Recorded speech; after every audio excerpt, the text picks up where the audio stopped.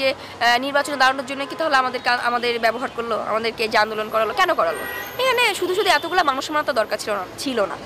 এই যে রাস্তায় এতগুলা মানে লাশ পড়লো, শুধু শুধু হুদাই পড়লো। তো আপনারা নির্বাচন করবেন, আপনারা স্টুডেন্ট, আপনাদের এখনো নির্বাচন দেখলাম যে অমুক সংসদ অমুক আসন থেকে দাঁড়াচ্ছে, ওইটা অমুকজন অমুক আসন থেকে দাঁড়াচ্ছে, এটা কেন? আপনাদের নির্বাচন করার ইচ্ছা ছিল, আপনারা সেটা যদি এত হ্যাডম থাকতো, আপনাদের বুকে যদি সাহস থাকতো, তাহলে আপনারা নিজেরা রাস্তায় নেমে আপনারা নিজেরা এদিকে করতো। স্টুডেন্টদের ব্যবহার করার তো কোনো দরকার ছিল না এখানে।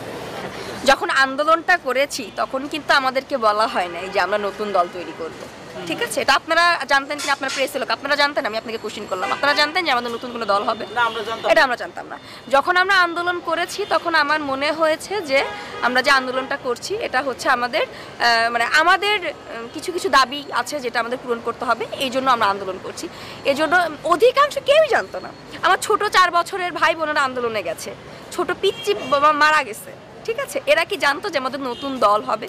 আমরা তো জানতাম না যে আমাদের নতুন দল হবে। এটা যদি তারা আমাদেরকে আগে বলতো যে আমরা আন্দোলনটাকে রাজনৈতিক পর্যায়ে দেখছি, আমরা কখনোই আন্দোলনে যেতাম না। অ্যাটলিস্ট কে যেত কি না যেত, আমি অ্যাটলিস্ট যাইতাম না, ঠিক আছে? যে আমি তো এখানে নিজের ক্ষমতা বাস্তবায়ন করার জন্য আন্দোলনে যাচ্ছি না। আমার দেশের জনগণের মানুষের লাশ পড়ছে, রক্ত ঝরছে, এই জন্য আমি আন্দোলনে গেছি, যেখানে আমার মনে হয়েছে যে দেশের মানুষের পাশে আমার দাঁড়ানোটা উচিত।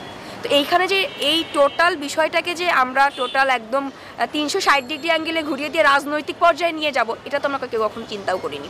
আমরা জাস্ট ব্যবহার হয়েছি, স্টুডেন্টদের শুধুমাত্র ব্যবহার করা হয়েছে।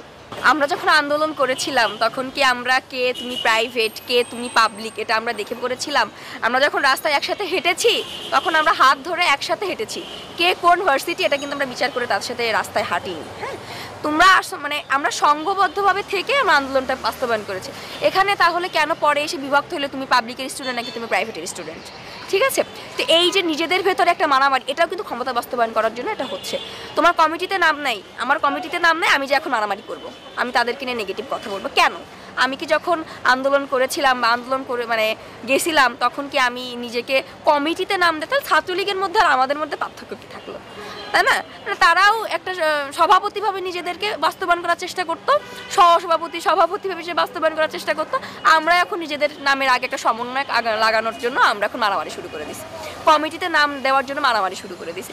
আমার নাম কমিটিতে নাই মানে আমি এখন মারামারি করবো, ঠিক আছে? তো যখন এই আন্দোলন যারা এই যে এরকম সিন্ডিকেটগুলো করছে, এই যে এইসব মারামারি, এটা কেন হচ্ছে? এই যে একই তো কারণ, তোমরা আমাদেরকে কমিটিতে কেন নিচ্ছ না? ঠিক আছে? তো এই যে শিক্ষা প্রতিষ্ঠানে রাজনীতি, এই জিনিসটা টোটালি আমি আমার ব্যক্তিগত জায়গা থেকে মনে করি তোমরা রাজনীতি শিক্ষা প্রতিষ্ঠানে অ্যাটলিস্ট করতে এসো না। শিক্ষা প্রতিষ্ঠানটাকে সম্মান করা উচিত। এখানে রাজনীতি কেন করবো? এখানে শিক্ষার জন্য আসছি আমরা। হ্যাঁ, রাজনীতির শিক্ষাটা আমি শেষ করি, আমি আমার একটা ডিগ্রি নেই, দেন আমি রাজনীতি করি। দেশ চালানোটা প্রথমেই এত সোজা জিনিস না। আমাকে দেশ দিলে কি আমি দেশ চালাইতে পারবো? আমি পারবো না কখনোই। এখন যার উপরে দেশটা নির্ভর করবে, দেশ বলতে কি শুধুমাত্র 2 অক্ষরের শব্দ না, কিন্তু এটা কিন্তু অনেক ভারী একটা শব্দ।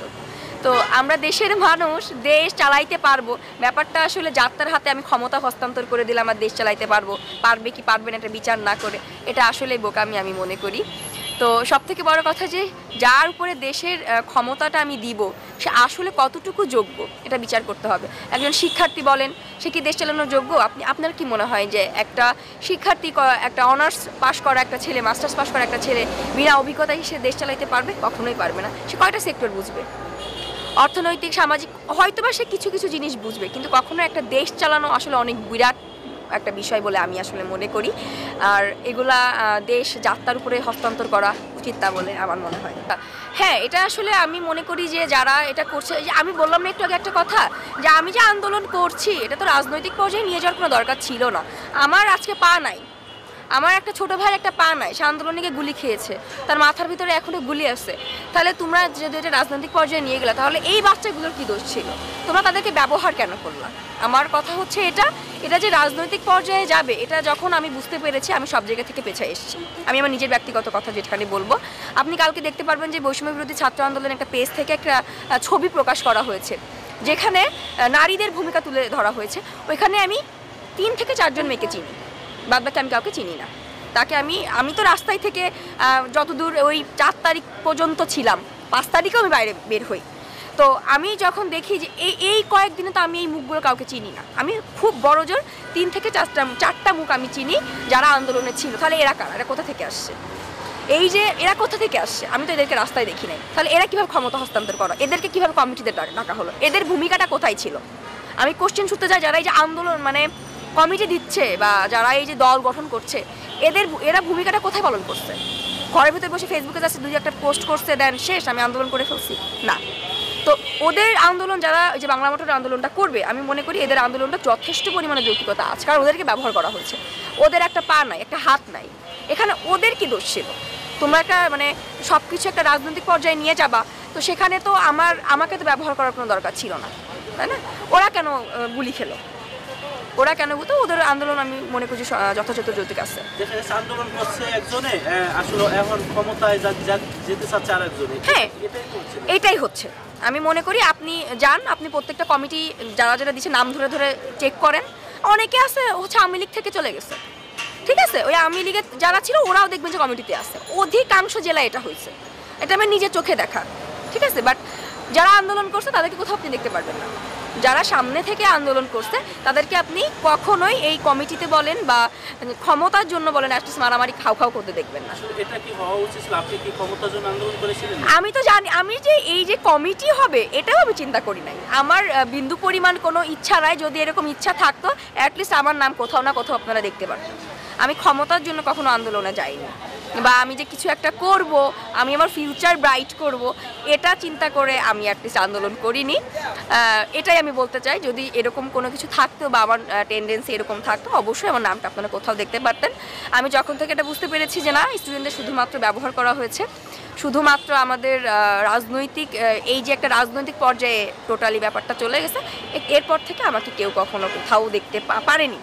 আমি জানি, কারণ নামও পাবেন না, কারণ সরকারি বলেন বেসরকারি কোথাও দেখতে পারবেন না। কারণ আমার মনে হয়েছে এটা যৌক্তিকতা নাই, আসলেই নেই। যে ক্ষমতার জন্য তো আমি আন্দোলন করি না, আমি আন্দোলন করেছি একটা দলের বিপক্ষে, অন্যায়ের বিপক্ষে আন্দোলন করেছি।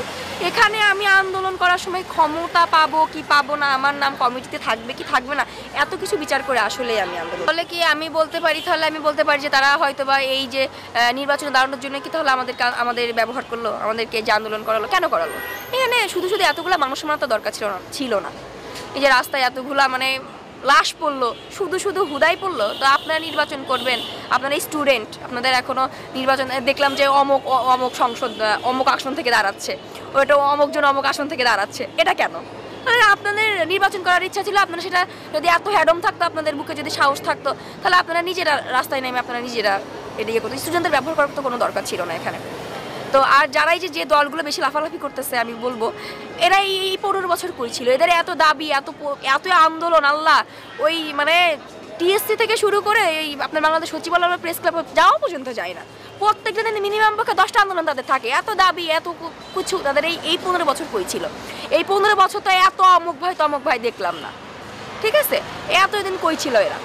এদের এই যে সব কিছু ইচ অ্যান্ড এভরিথিং বলেন, এত দাবি আমি দেখিনি। আমি আমার ছোট থেকে বড় হয়েছে, আমি এত দাবি এত আন্দোলন ওদেরকে করতে দেখিনি।